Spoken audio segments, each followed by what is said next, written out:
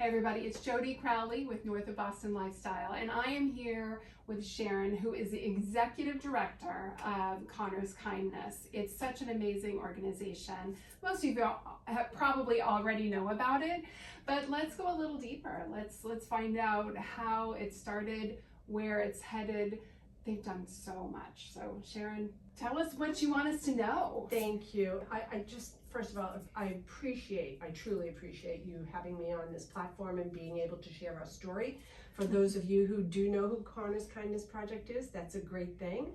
But for those of you who don't, I'd like to tell you how we started. And maybe the people who already know us don't know how we started. True. But it was during COVID. It was 2021.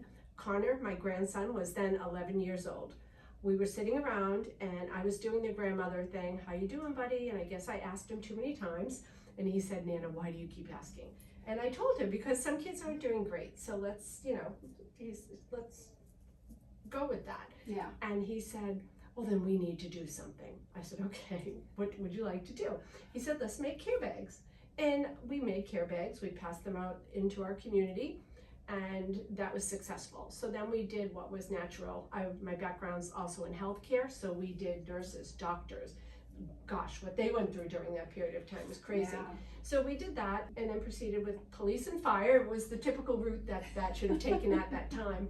But then we decided that we wanted to branch out and help some other nonprofits, because it's always important to collaborate. And I sent Connor on his computer and told him to find a couple of nonprofits that he wanted to support, and he came back with impact numbers at the age of 11. That's awesome. And we picked two charities who are still near and dear to our hearts, and they have birthday wishes in Katie's Closet, and they inspired us to start our thing. So what we did was we came up with our kindness kit. So the kindness kit is this little red box right here. It's filled with fantastic items that we really pride ourselves on the quality of everything inside of it. Connor has selected everything that's in there. If I want to buy something new to purchase, I have to buy one, show it to him. It has to be Connor approved. And so that's actually kind of cute. So he is involved in the day-to-day operations, even at the now age of 16. Yeah. But what's really kind of neat about it is that in 4 years we've delivered, which our 4th birthday was just in August, right? August 4th. And we have delivered 15,000 of these. Wow. To over 85 locations all over New England, as far as Portland, Maine. I feel like we just talked and you just went over 10,000. Like your numbers just keep...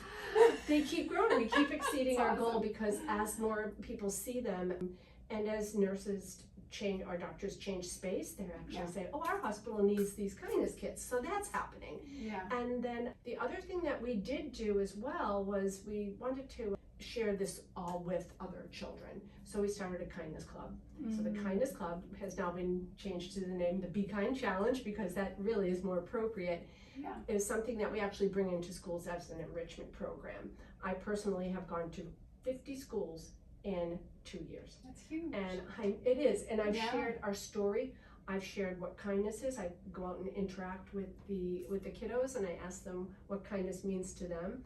We show a video of Connor. We give them challenges to complete. They earn a certificate of kindness and a sticker that says kindness is my superpower. So that's been really fun. So it's over 20,000 kids have completed almost 400,000 acts of kindness. Wow. From our one small idea. So this ripple effect that kindness can have is really important. And our third thing that we do is our volunteer program, which is very robust. We have a lot of teens that come through the door that need community service hours, and they fulfill those hours, but they still keep coming. They like it. They just enjoy it. And as a matter of fact, today I have 2 groups of kids coming in. One of them called me yesterday and said, hey, we're bored. Can we come on over? And the answer to that is, of course. And, but also businesses can come and they can volunteer as a team building experience. And there's just so that much that we do. Yeah, the chamber. The chamber.